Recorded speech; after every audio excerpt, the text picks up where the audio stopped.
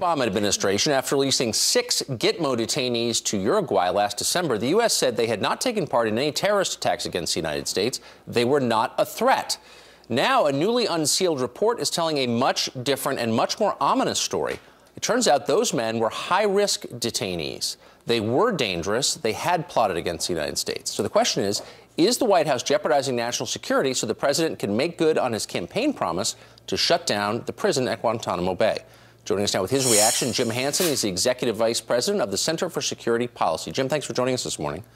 Good to be with you, Tucker. Do you believe the president's campaign promise to shut down Gitmo is driving the policy here? Absolutely.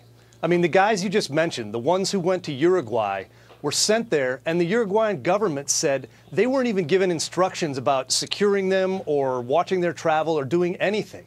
And then all of a sudden, we're told that now these guys had prior knowledge of 9/11. One of them was an al-Qaeda bomb trainer.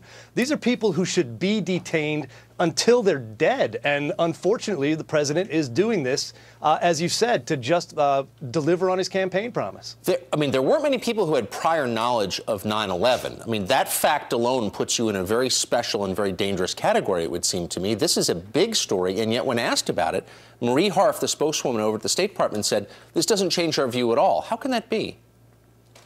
Well, because they don't care about the security as much as they care about the optics. They promised to close Gitmo because it is a hot-button issue for the left, and they're turning these guys loose. If you look at the guys they released in the trade for Bergdahl, that was 5 of the Taliban's cabinet. These were not individuals who should have ever left prison, and yet now they're talking on their buddies' cell phones and on the internet in Qatar, and essentially back in the fight.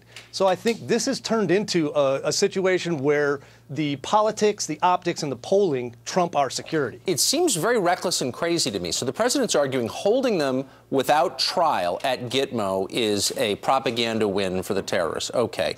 So is the only option to release them into the rest of the world? Why not? If they've committed misdeeds, and it sounds like they have, why not put them on trial, like in the civil court, or put them on trial in our military system? I don't understand why we wouldn't do that.